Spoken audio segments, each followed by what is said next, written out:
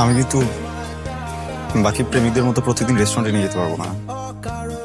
টঙে চা খেয়ে নিব। টঙের দোকানেও কিন্তু চা খেয়ে ডেট করা যায়। ভালো কোনো উপহার দিতে পারবো না।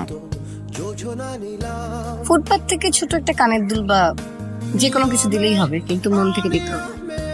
আমি কিন্তু বছরে একটা মাত্র জামা দিতে পারবো, তাও খুব ভালো দামের হবে না হয়তো, মন থেকে দিব।